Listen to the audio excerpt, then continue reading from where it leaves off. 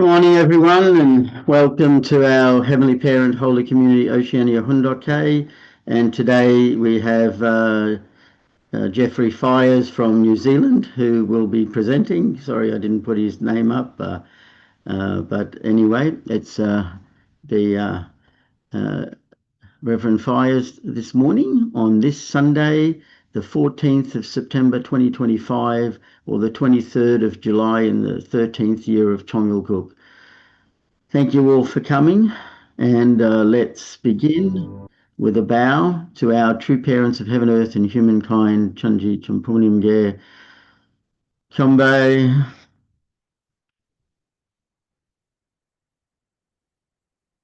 Paro. And let's recite our family pledge both in Korean and English. 가존맨세 8. 천일국 주인, 우리 가족은 참 사랑을 중심하고 천일국 시대를 맞이하여 절대 신앙, 절대 사랑, 절대 복종으로 신의 일제 이상을 이루어 지산 천국과 천산 천국의 해방권과 속방권을 완성할 것을 맹세하나이다. Family pledge number 8. Our family, the owner of Chongalguk, pledges having entered the era of Chongalguk to achieve the ideal of God and human beings united in love through absolute faith, absolute love, and absolute obedience, and to perfect the realm of liberation and complete freedom in the kingdom of God on earth and in heaven by centering on true love. Thank you. I want to share again Father's prayer. Loving Heavenly Parent, today is 20th May 1984, but actually it is to be considered one with 16th May, when at 12:54 a.m. I declared the Day of the Love of God. Through the unity on the family level expressed then at East Garden, today can be connected with that day of historical declaration. Heavenly Parent, please come and dwell amongst us now. Because of the unity between true parents on earth and Heavenly Parent Hunjin and Jesus in the spirit world, all 120 nations in the spirit world and all 120 nations on earth now have the right to resurrection. Due to satanic love, we lost the sovereignty of God. But now at this historical peak of Tangam, centering on the love of true parents and the love of God, we restore this lost historical heritage and are able to declare the day of the love of God. O Heavenly Parent, O Earth, I proclaim that we stand united in the Xinjiang territory with one mind and one ideal. May Heavenly Parent, true parents, true children, and all blessed families be united, centered on the sovereignty of God's love. Let us form one heritage and march forward together. May this day be one of great dignity. Please accept this declaration in which I proclaim the day of the love of God. In the name of Heavenly Parent and true parents, Arju, Arju, Arju. Thank you, and let's give a warm welcome to Reverend Fyers.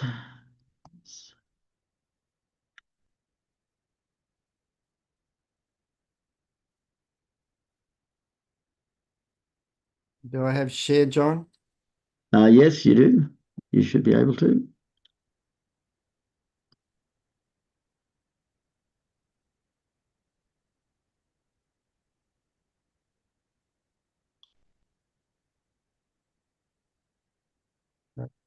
Everybody see that?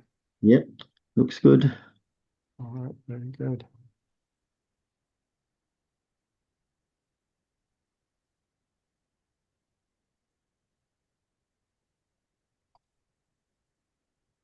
Okay. Anyway, I guess in Australia, everyone is super busy.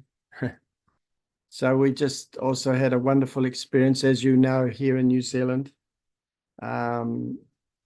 It's interesting that John just read out the Day of the Love of God, because I've been thinking a lot about what it means to be the inheritors of heart. And as I've been reflecting, as the grandchildren are bringing that sort of, they had a sort of responsibility or title, we should be receiving that love as well and able to share that in our communities. So anyway, so this morning I want to share some words of Holy Mother Hun's words. And one of my missions is, of course, as some of you know, it's PCLC, which there's a big focus for me to be able to reach out to Christian ministers and Christian communities to help them understand about Jesus, the essence of Jesus, and also, of course, eventually leading them to understand about two parents. And so a lot of my prayers and thoughts are just about the right kind of understanding to gently bring them to know about two parents, and which is our collective mission. So, of course, we each have a unique calling, and I think none of us is here by any kind of random chance, that we have been called by Heavenly God, two parents, and our ancestors to represent them in our responsibilities. So anyway, I'll begin by reading something here, which is a little bit hard for me to read because it's not showing at the top of my screen. Anyway, it's talking about this Bible verse Jesus is saying just before his crucifixion. He says, "Daughters of Jerusalem, do not weep for me. Weep for yourselves and for your children." This is the people of Israel. "For the time will come when you will say, blessed are the childless women, the wombs that never bore, and the breasts that never nursed. Then they will say to the mountains, fall on us, and to the hills, cover us. For the people do these things when the tree is green. What will it happen when it is dry?" Two other men, both criminals, were also led out with him to be executed. When they came to the place called the Skull, they crucified him there along with the criminals, the one on his right, the one on his left. Jesus said, "Father, forgive them, for they do not know what they are doing." And they divided up his clothes by casting lots. So what a tragic end to Jesus' life. And in a sense, what a curse was put on the people of Israel. And we have to question why Jesus made such a statement, like, blessed are the childless women. Wow. Because he knew very well that the people who failed to recognize him as their Messiah were going to suffer, to pay a great price. So this is a Bible verse. So this is something that Mother said just to leaders at East Garden. She said, "It is heartbreaking that Christians say that we are saved by the blood of the cross.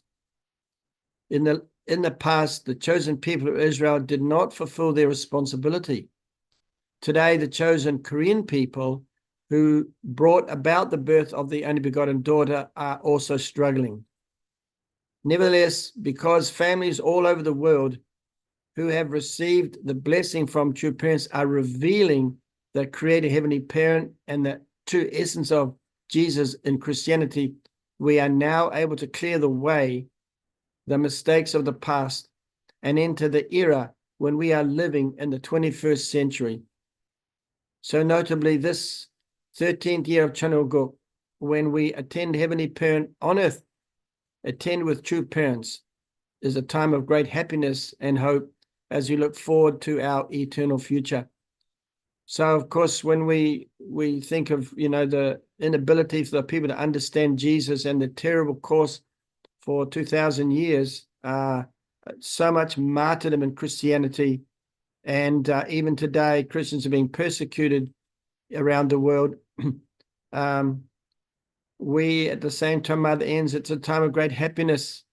And I've been reflecting when the two grandchildren came here that we really need to be happy, because if we are not happy, God cannot be happy. So at least there should be some happiness in the life of God, our heavenly parent. And I think all of us, we have happy times, and some of us have children who are struggling, but we have some that are not. And we are happy when we see them, that at least they are a bit happy. So anyway, we should be more than a bit happy.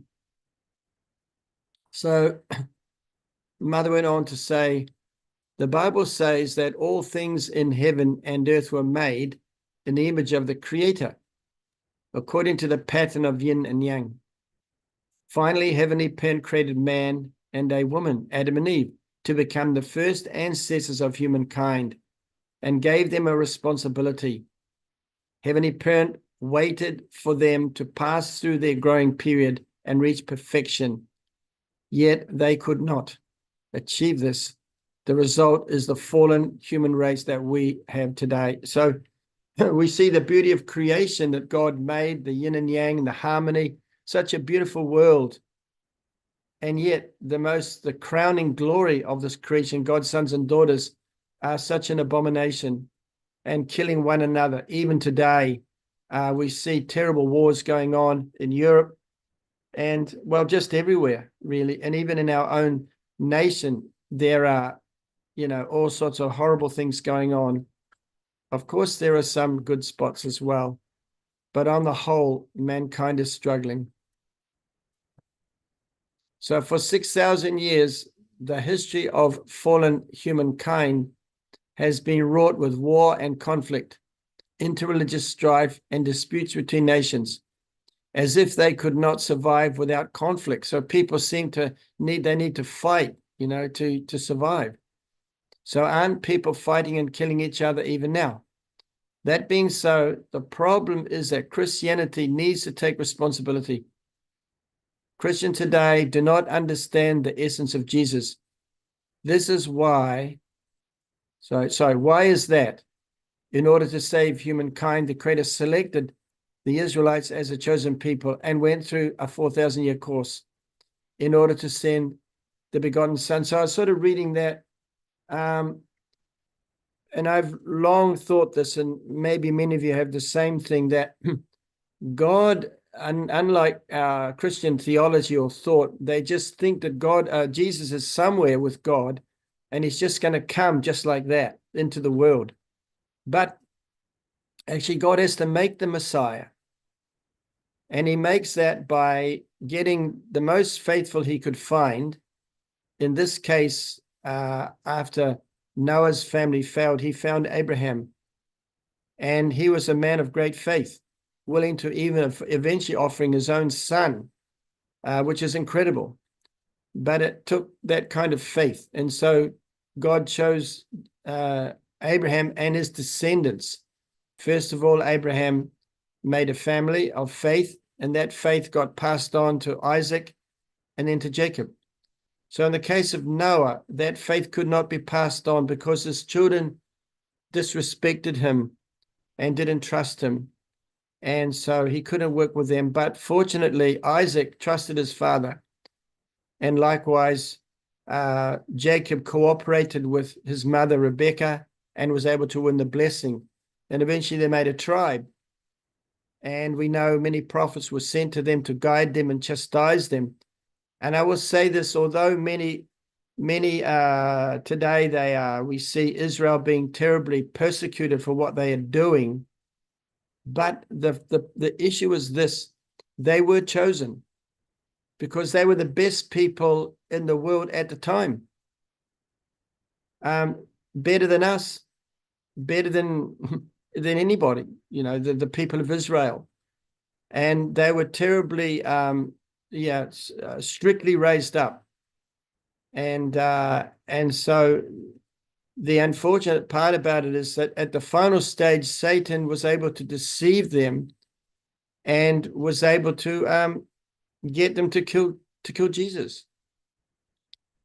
And so the issue today is that, unfortunately or fortunately, they still have that feeling that they have to protect their nation as a chosen nation.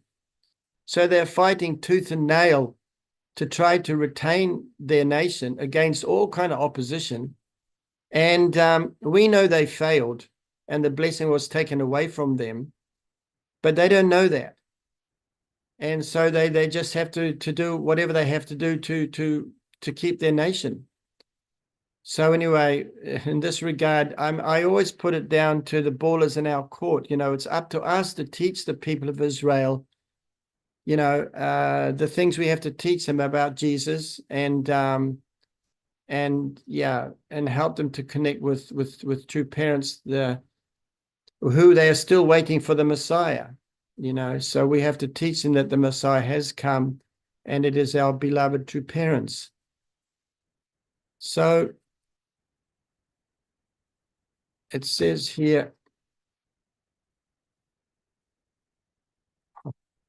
sorry, I'm really struggling with not being able to read the top of my page, so I have to start down. But Mary did not fulfill her responsibility.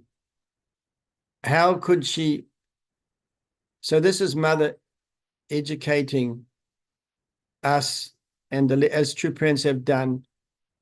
And it's our responsibility to educate other people about this same issue, talking about Mary. How could she fail to record the day of the birth of the Son she conceived and bore the Holy Spirit? 3 wise men came to see Jesus, but even seeing this, why didn't she think, oh, this child is not an ordinary child, so I must devote myself completely to raise him? Jesus waited 30 years before embarking on his public course, which lasted 3 years. During that time of more than 30 years, did Mary ever wish him happy birthday?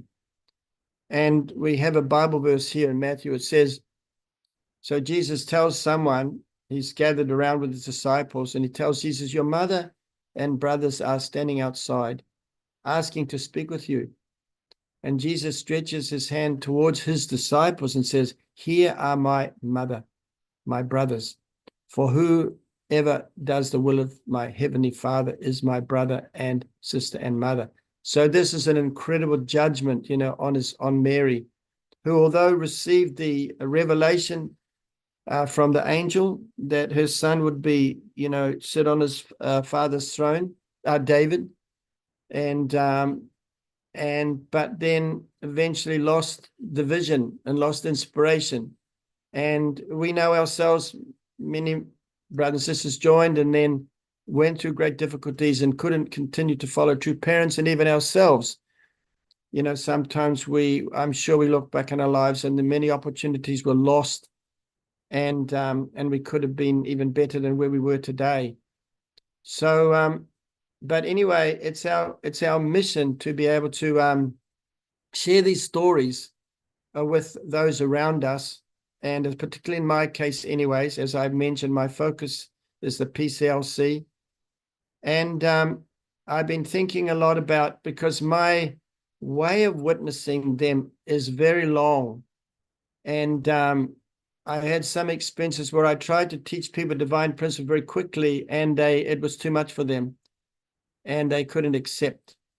So I've been learning how to witness and take care of people. I remember I was thinking last night about this presentation, and I was thinking about, I once saw like a sort of like a documentary about a man who could make someone go into a department store and choose a certain item. And they explain how he did that, how he set up the whole department store with certain things around the department store. And this person was supposed to buy a little giraffe. And there was just thousands of things in the store, and finally bought a giraffe. And then he explained how he did that. So when this man first came to the department store, because he was taken to the store by this person and said, okay, you go in the store and you buy something. So outside the store later on, he went back from the beginning of where the man came with him to the store. And so right in the beginning, there was a huge giraffe, blown up giraffe, just as a like a gift, just sitting there. So he passed that, and he passed other things, and eventually all these things in the store subliminally were pointing him to buy a giraffe. So it's kind of like a funny story, which I'm explaining to you. But in my witness, I'm trying to prepare people by giving them some understanding bit by bit, which will bring them to the conclusion that true parents are the Messiah, and why the Messiah has to be born on earth as a man and with a physical body.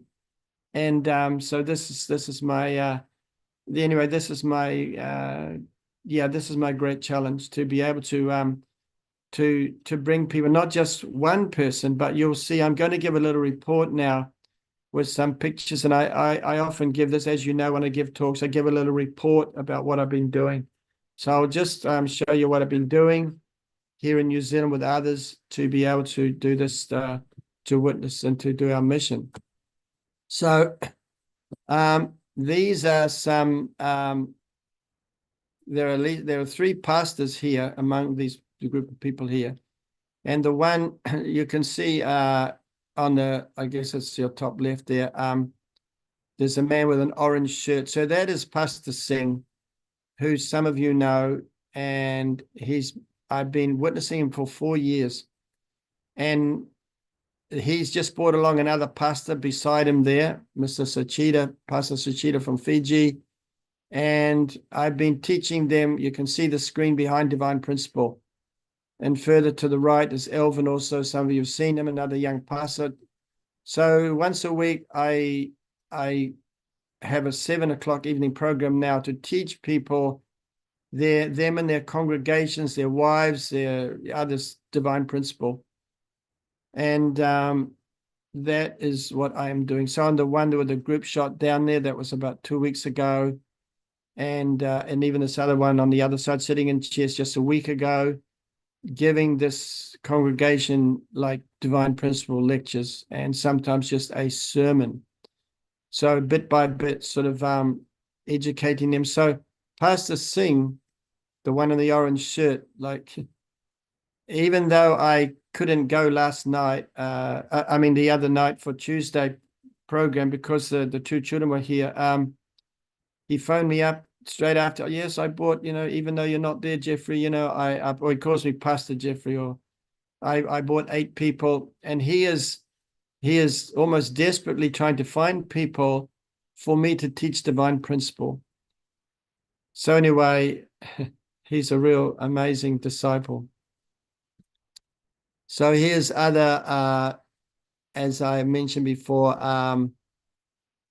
this community are always inviting me to come and share a message with them on birthdays. You can see the middle, that's Pastor Singh in the red shirt. That's his grandson there. And I invited along to give a message to everybody who came along for the birthday, to pray over the birthday.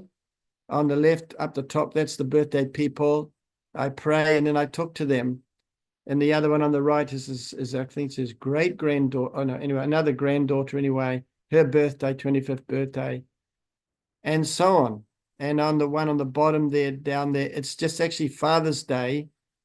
But they asked me to come along and give, well, it was actually communion service. So I had to give a talk about communion and also give a talk. So anyway, that's kind of like what's going on. In connection with that same work with PCLC, this is just hot off the press. This is yesterday when Kenji and Amon is not there in this picture, but they've been taking care of this Christian youth group from another pastor, Richard Kumar. So that is an ongoing monthly program that they're doing with this. Also learning how to look after young Christian youth group with Richard Kumar is so supportive of our activities and our teaching. So this is a segue a little bit away from the Christian. This is the other hat. This is the Universal Peace Federation hat. This was just a couple of weeks ago. Anyway, it was the celebration of the Indian independence. And I was asked to come along by, there's a lady down on the bottom that I'm standing beside. She's an ambassador for peace. I'm standing beside her down there. She's got a sort of an olive dress with an orange strip down there. So she, asked me to come along, and also Kenji, but Kenji couldn't come, so I went along. And then I was just sitting down there with all the guests and so on. And then she started asking up people from the audience, sort of, you could say VIPs, asked up onto the stage. So I'm up there on the top of the stage there. And then she asked about 4 people to say something of those group up there. So she asked me to say something. And you can see down there on the left, on the bottom there, the audience. And then I have an opportunity to share with them something. And of course, I talked about the people who came here from India, and they are the treasures of India who came to New Zealand to help us to build a heavenly nation together, because we are one family here in New Zealand. So just sort of imbuing in them the idea that we are a one family in New Zealand. Many Indigenous people come to, or foreign people come to New Zealand, and they're here for years and they never feel like they're Kiwis. So this helps them to understand that. On the bottom picture down there, you can see another, the police lady is there. Anyway, different people are there. But on the further to the right, there's the Chinese ladies. They also came along to this event. And even though it's an Indian event, this lady is ambassador of peace. And these Chinese ladies are always coming and performing in our events in New Zealand. And so, yeah, they did a performance to, for the people at that event. So anyway, that's just a little bit of an update there on what's going on there just a couple of weeks ago.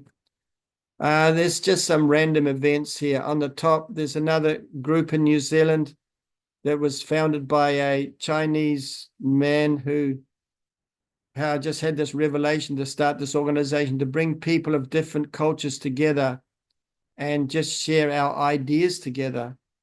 And so I also was able to get up and also give a little presentation at that event. And the other one down the bottom is just a Sikh group, Ambassadors for Peace. Hajit asked us to come along and also share. There's a Chinese lady in that group as well. So anyway, that's our work, the UPF work we are doing here. Okay, so now this was on Friday. So this is really, this is the Ratana church group, and they came with Kenji, invited them to come to Korea, and they did come to the opening of Chunwon-gun. You've seen those pictures before, some of you. So here is an event just 2 days ago where we came, Kenji arranged a meeting with us to meet them, or them us, to a hotel in Auckland. And so kind of like they hosted this little meeting for us. They lived way down in the south of the North Island, and they were coming through Auckland on their way up to some event they were hosting up in the north of New Zealand. So we went and had a meeting with them to sort of catch up after coming back from Korea. It's the first time we've met them, and just to share and like figure out how we're going to work with them going on to the future. So we had quite a long talk, an hour, or I don't know, actually about 2 hours of talking in this hotel about our common responsibility. Who is going to help New Zealand to become a harmonious nation? The political leaders cannot guide the nation. And our strong point is our strong, faithful, ethical lifestyle. So we talked a lot together and with discussions. It seemed to me this meeting was very incredible, because the Ratanas are biggest Maori church in New Zealand, about 40,000 members. And as you know, some of you know, they received revelation through their prophet in 1918, at the time of Father's almost, being born in 1920. And so very significant for New Zealand to have this group who are very connected to us.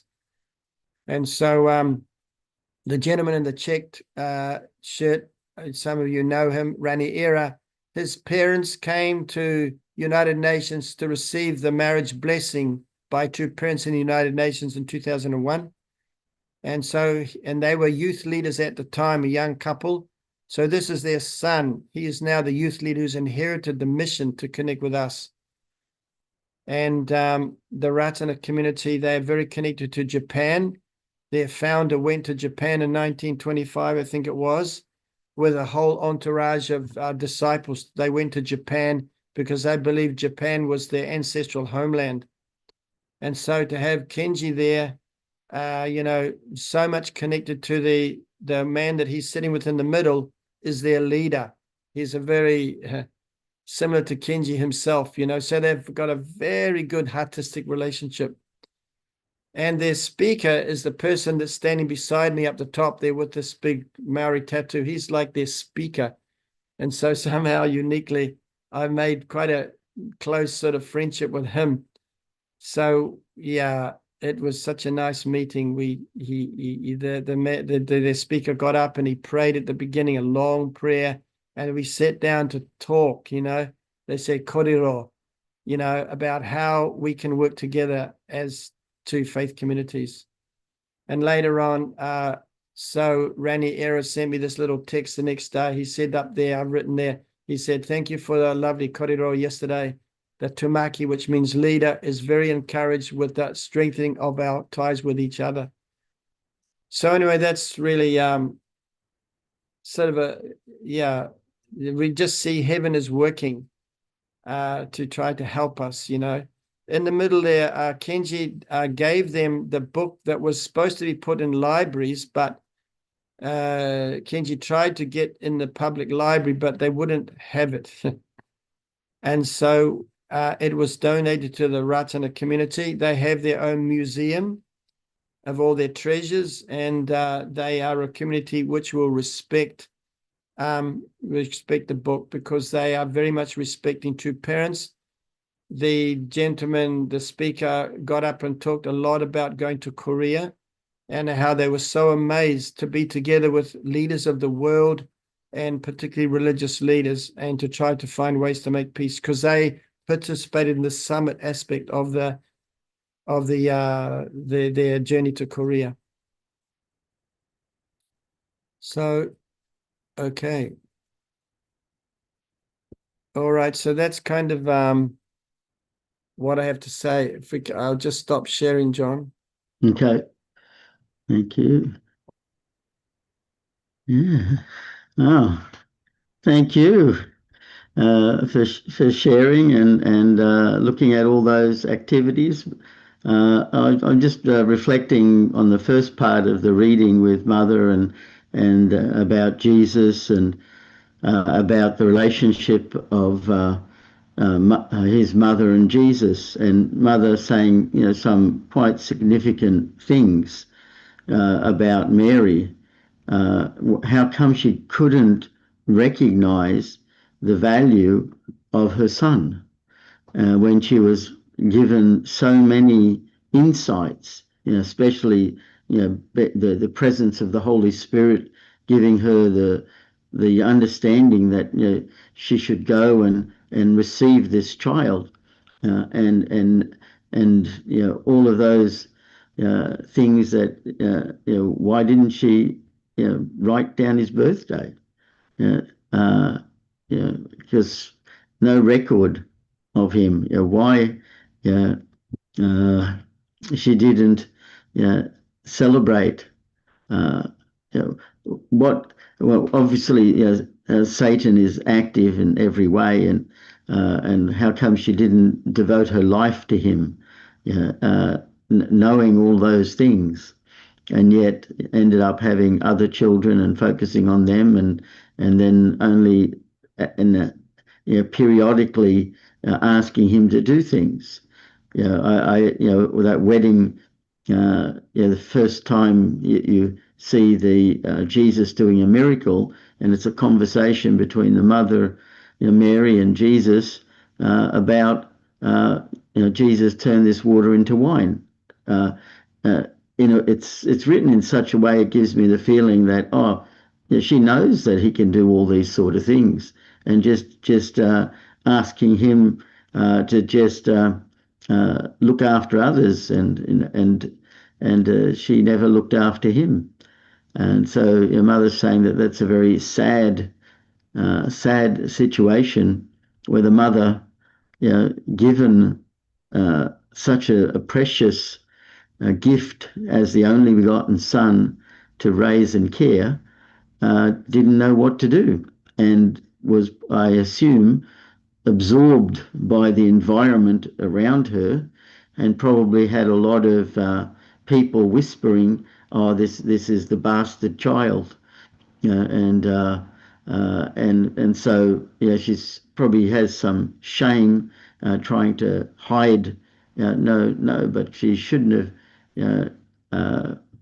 I'm making assumptions here, but it seems to me that she was ashamed of her own son, even after having these amazing revelations and being stirred by the Spirit and fulfilling at the risk of her life, and then risking, but then maybe the pressures of Joseph, wanting to consummate the marriage, because we have the unique case with mother, where mother's father and mother, Dame and him, they had this mutual agreement. They pretty much went their separate ways in some respect, but at the same time were totally focused and connected. So very, very different circumstances, and it is very sad for Jesus to go the way of the cross, because he loved God, and he loved us in spite of ourselves, and and so Israel did collapse, and it was only at the end of the Second World War that they were able to regain their nation, but the split occurred in Korea instead, and so we still have a divided nation in Korea. And Christianity was meant to receive the only begotten daughter at the same time as the return of Christ. But there's so much that true parents, father and mother, reveal in the Bible. It's written there, but just putting the pieces together. The stories make up the life of the providence of restoration in a lot of respect is a big chunk of the Bible, and very few success stories. The success of the birth of Jesus and the success of Jacob and Esau in laying the path for it to begin, that Christ could be born, so anyway, just thinking of how we as blessed couples are the new nation, and how we can help our mother, our Holy Mother Han, to be understood, and she proclaimed the only begotten daughter, and I'm still amazed at myself. How such a simple concept never I thought of. I think of many random things. You probably know that by now. And I'm always still amazed. Wow, that's such a of course, it's obvious. There's you got Adam, you got Eve, the original, only begotten son and the only begotten daughter, and then here's the only begotten son, and growing up in Christian faith and just totally focused on the son with no inkling of thinking about, the daughter, but then when mother said it, and it's like, wow, of course. uh, and then then there was a flood of things came to my mind then, showing throughout Father's words and throughout uh, the Bible, that this was really God's intention, the family. Uh, Anyway, this some thoughts on that, and congratulations with your long hard work with the pastors there and how they really trust you, and I think it's amazing that the pastor is looking for people to bring so you can teach the divine principle. That's amazing. Yeah. We need to pray for his success so you can have success. Yeah, no, definitely. I mean, he calls me all the time, like video chats almost every day, just saying, how are you today? And, what are you doing today? And then, are you coming down to meet me today? So anyway, yeah, he's really a God-sent person. Also, the fact that his wife passed away, so he's like single, and kind of lonely in another sense, but he has all these children and grandchildren, you know. So anyway, that he's looking after, so carefully now. He really appreciates this teaching because he's such a family person, And yeah, anyway, this just heaven is arranged, this kind of like this community. Yeah. Have you been able to bless him with? Like, yeah, the boy that I'm standing with there, I blessed him and his wife with holy wine and their whole wedding entourage of 120 people, Wow. all of them. And so they have children now. There's about 5 of his great-grandchildren that were born after they all received holy wine. And so he invites me to their birthdays, to pray over them. So I don't know what's going on from some spiritual point of view. But anyway, it's Well, the slow encouragement for them to carry out the 3-day ceremony. yeah. One of them has, but yeah, I know you're right, John. Yeah, it's an ongoing process, but it's a really gently process, to help people who are very strongly believing in Jesus, to get them to understand about true parents. And yeah, anyway, that's the challenge. Yeah. Yeah, thank you.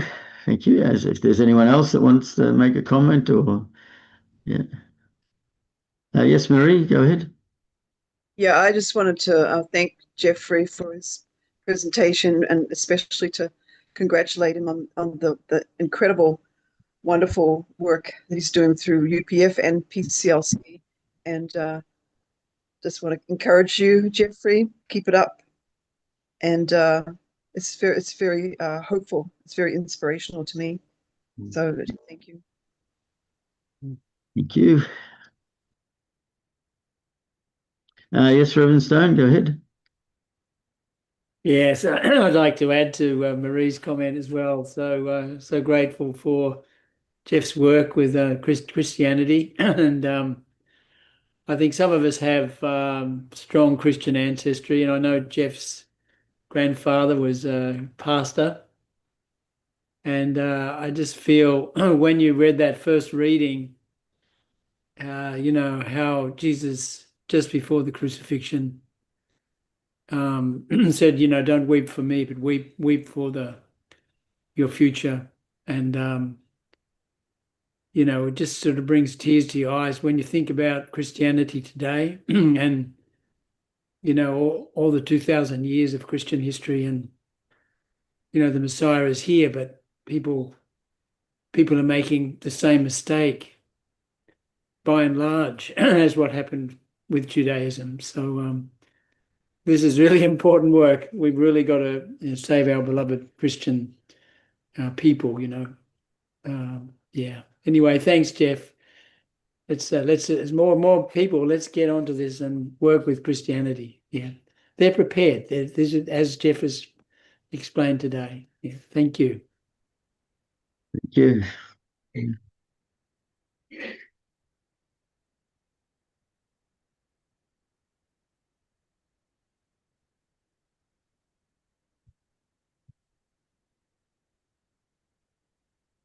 Anyway, it's a great, as John, you also mentioned about suddenly sort of mother appears after following father for so many years, and the father God.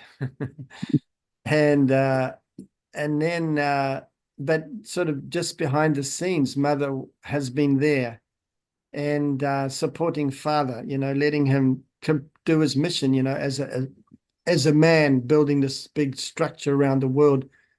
And now mother's sort of incredibly taking responsibility, and we're learning all these things. And I mean, I guess I just didn't think about it, that women have this special, unique half of God characteristics, which I don't know, I don't know, the mysterious woman, that men, I don't know. Anyway, we're trying to fit it all together, really, and without that nature coming forward in the world, there'll be no proper harmonious nations created or families created. And I noticed that when I was in Africa as well. It's a very man-dominated society. They have armies, and women, they have several wives, just basically servants and workers, and it's such an unbalanced sort of society, because of that. Women do not have their voice and their place, and but once again, I sort of pulling back to New Zealand's very important providential young daughter mother type nation. As I've said before, the first nation to give women the vote, and the native people the vote, in the world, so we definitely have a providential responsibility. And I know Australia also will have its unique, it's got the oldest society, the Aborigine people, and a huge resourceful nation, that God has brought you people there to bring the oldest and the newest together. And our island nations, beautiful little island nations with so talented and so much beauty.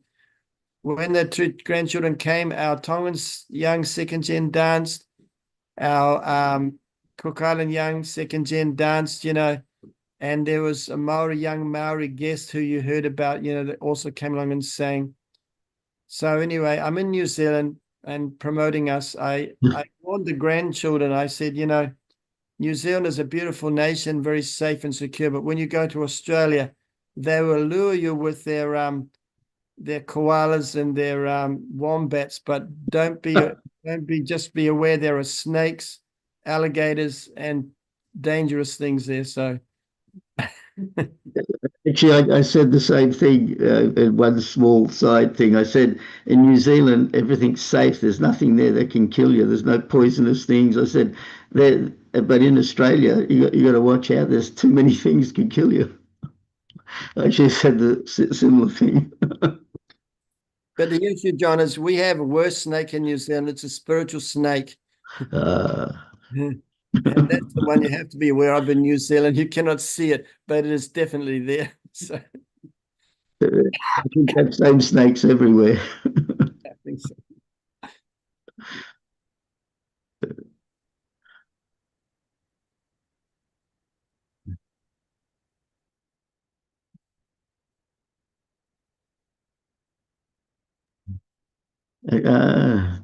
Anyone else want to share?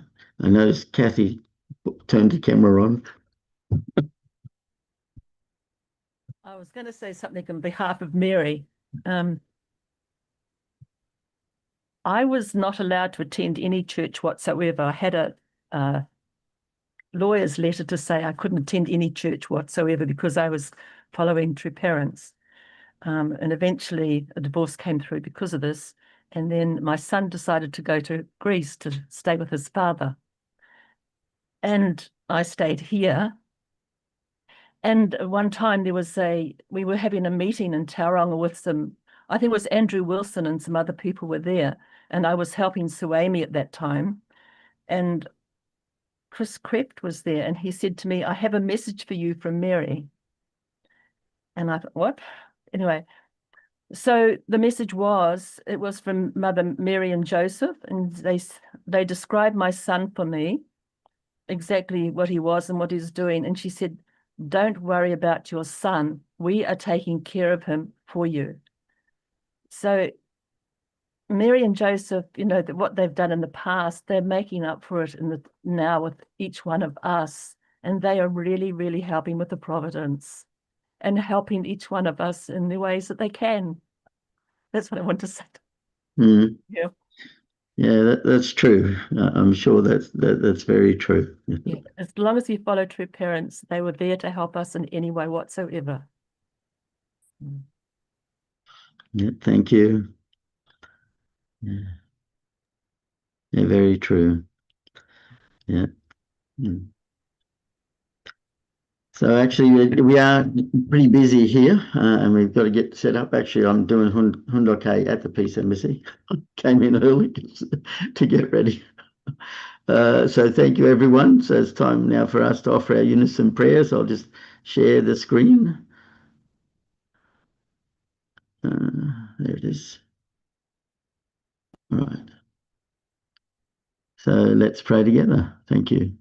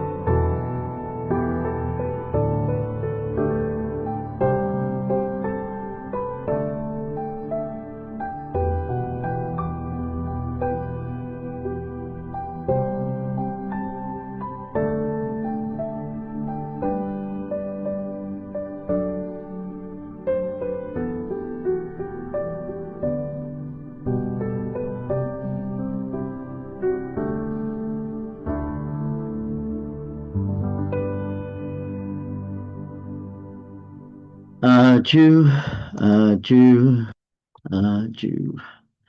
Thank you, everyone. Thank you again, Jeff, for sharing with us. And I hope everyone has a great day and see you all again tomorrow. Thank you, Kate. Bye-bye. Have a wonderful day. Thank Yes. you. Sunday service at the Peace Embassy. Yes.